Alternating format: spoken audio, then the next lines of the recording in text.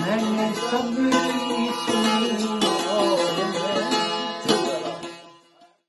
और पिछले दिनों मैंने वजाहत मसूद साहब का एक कालम पढ़ा भी और इंतखाब भी बल्कि करके रखा हुआ है। तो उसमें भी वो कहते हैं कि जो सूरत हाल चल रही है उसका ऐसा असर होता है बाज़ दफ़ा तबीयत पर।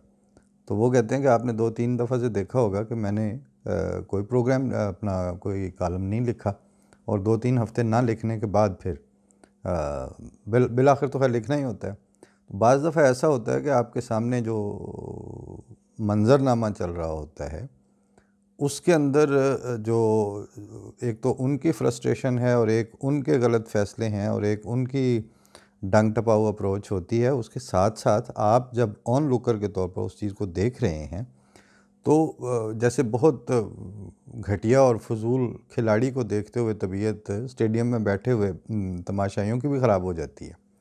लेकिन जो थोड़ा उस खेल से ज़्यादा दिलचस्पी रखते हों वो तो बाकायदा उनको गुस्सा भी आ जाता है सारा। तो हमें एक एज ये हासिल है कि अल्लाह ताला का ऐसा फ़ज़ल है अल्हम्दुलिल्लाह सुम्मा अल्हम्दुलिल्लाह कि कभी इनके ऊपर या इनकी जो फ़ीनोटाइप से नज़र आ रहा होता है तो उससे उसकी वो हरकतें देखते देखते इनके जीनोटाइप का ख़ुद ही पता चल जाता है। तो उसके बाद फिर दूसरे या चौथे फ़िक्रे में एक्सपोज़ हो जाते हैं अपनी बात करते करते। लेकिन हमें लेना देना कुछ नहीं है, इनसे उम्मीद कोई नहीं है, वो सारे एक ही तरह से चल रहे हैं। मसलन एक दोस्त ने प्राइवेट मैसेजेस में भी कहते हैं जी वो मौलवी ताहिर अशरफी को वो बना दिया गया है उन्होंने स्पेशल रिप्रेजेंटेटिव। तो उस पर आपका क्या तबसरा है? उस पर बात यह है कि जो खच इन्होंने मारनी है उस पर हमारा तबसरा बिल्कुल कोई ज़रूरी नहीं है।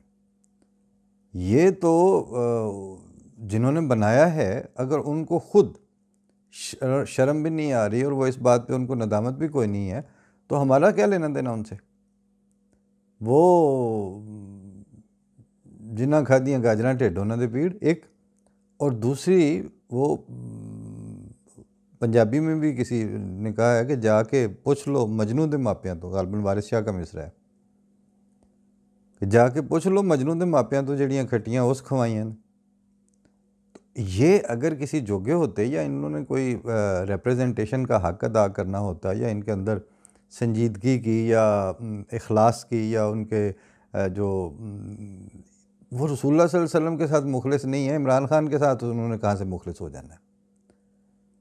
एक आम से मुसलमान को, एक आम इंसान को जिसका थोड़ा बहुत भी रुझान हो, वो ऐसी खुली खुली और नंगी नाफरमानी करते हुए उसे खौफ आता है।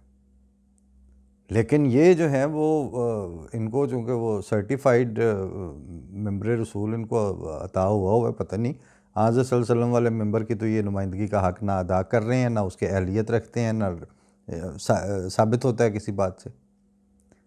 हुआ क्या होता है, सिर्फ़ इतनी बात है कि ये शतरंज चल रही है, मुल्क की हालत जो है ना उसको सुधार की तरफ नहीं जा रहे। उसका जो हकीकी दर्द है वो किसी को नहीं है। दर्द जो साहिबाने दर्द होते हैं उनकी रातों की नींद भी हराम होती है, उनके चेहरों के रंग और तरह के होते हैं, उनके लहजे और उनकी टोन्स डिफरेंट होती हैं।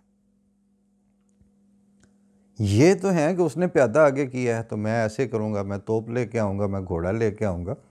ये हैं उनकी शतरंज के मोहरे। और वो उधर से यानी उसकी टाइमिंग देख लेना, इसकी जो अचानक नुमाइंदगी की ज़रूरत पेश आ गई है वज़ीर आज़म को, वजह क्या बनी कि उधर से मौलवी फजलुर रहमान जो है वो अपोजिशन वालों ने आगे किया हुआ है उसको पकड़ बना के। तो उसको वो दिखाने के लिए आगे से वो इन्होंने इसको कर लिया। वो भी बेईमान, ये भी बेईमान और इनको बेईमान मौलवी चाहिए। एस्टेब्लिशमेंट को भी चाहिए, पॉलिटिशियंस को भी चाहिए, सियासतदानों को भी चाहिए और हुकूमत को भी चाहिए, इमरान खान को भी उसी तरह से ज़रूरत है। ये सारे के सारे तो ज़रूरतमंद हैं ना, बेसिकली अपने अपने मफादात के ग़ुलाम हैं, अपने अपने मफादात पे इनकी पहले नज़र है, उसके बाद दूसरों पे है। वो मफादात कुछ सीधे सीधे हैं बिल्कुल, मतलब जायदादें बनाने के, पैसा बनाने के, कुछ के जो हैं वो इक़्तिदार के मफादात हैं, कुछ के जो हैं वो उनकी एस्पायरेशंस हैं, वो उनके ग़ुलाम हुए हुए हैं। और फ़ौज के बारे में तो हम शुरू से मतलब पाकिस्तान होते ही ये कहा करते थे कि भाई चूँकि फ़ौज का तसव्वुर मुल्क के बगैर है नहीं, दुनिया की हर फ़ौज को एक मुल्क तो चाहिए होता है, और मतलब अगर मुल्क ही नहीं है तो फ़ौज का तसव्वुर क्या है। उनकी तो एग्जिस्टेंस की जो जस्टिफिकेशन है वो एक कंट्री होता है, इसलिए उनका बनता है भी है। और वो कहते हैं कि जनाब पाकिस्तान सबसे पहले, तो बिल्कुल ठीक कह रहे हैं। अभी आज इस्लामाबाद में या सड़कों के ऊपर वो मुख्तलिफ़ जगहों पे जर्नैलों की तस्वीरें लगी हुई थी, तो हमें पाक फ़ौज को सलाम हो रहा है और सारा कुछ है। वो ज़ाहिर है इस तरह हम बाज़ दफ़ा जो है ना, वो हमें अगर इस्लामाबाद क्लब से लेके तो सरीना होटल तक एक पोस्टर लगा दें तो शाम को तबाही फेरी हुई हो CDA ने और मुख्तलिफ़ इदारों ने। ये एक छोटी सी एक तस्वीर उसकी होती है, मिन जानब फ़लाँ, वो मिन जानब वालों को इजाज़त हर तरफ से मिल जाती है, सारी उनकी सिक्योरिटी क्लियरेंस होती है। हमने वहाँ पर 2 बंदों को, अब्दुल-सत्तार तारी और नफीस खान को एक दफ़ा प्राइड ऑफ परफॉर्मेंस मिला, तो वो हमारे एक दोस्त जो इस्लामाबाद की पुलिस एडमिनिस्ट्रेशन में तो थे ही, लेकिन साथ सिंगर भी बहुत अच्छे थे, ऑल पाकिस्तान गोल्ड मेडलिस्ट थे, तो उनके रेफरेंसेस और प्लस मेरिट पे भी वो दोनों म्यूजिशियंस जो थे उनकी एक अहमियत थी। तो ह्यूमन डेवलपमेंट फोरम उन दिनों एक इदारा सेटअप था जिसको मैं रन कर रहा था, तो वो कहा कि जनाब इनके साथ शाम मनानी है।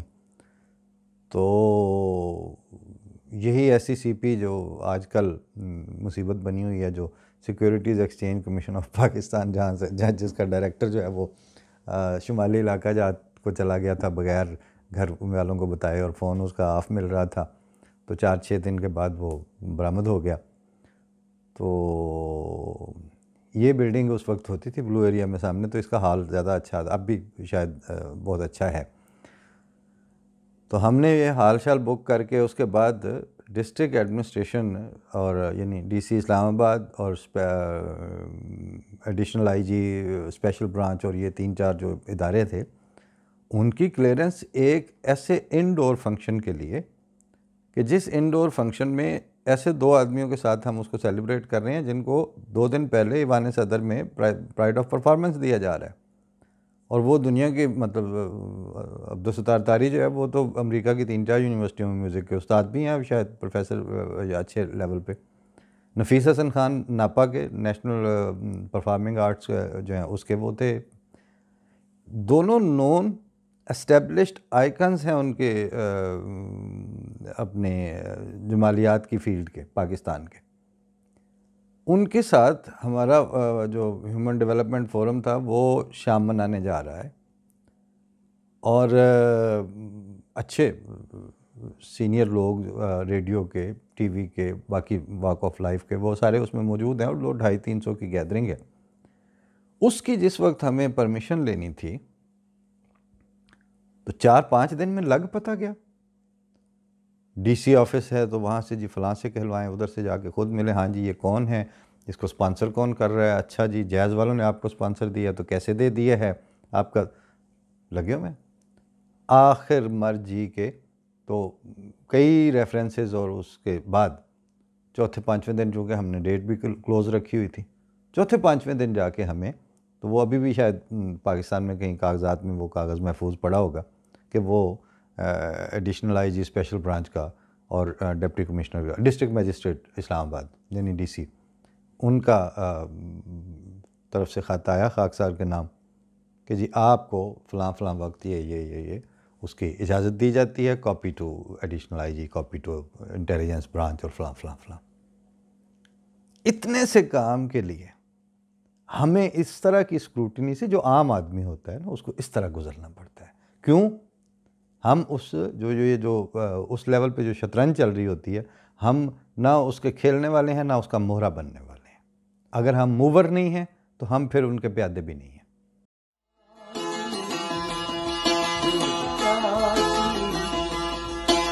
गई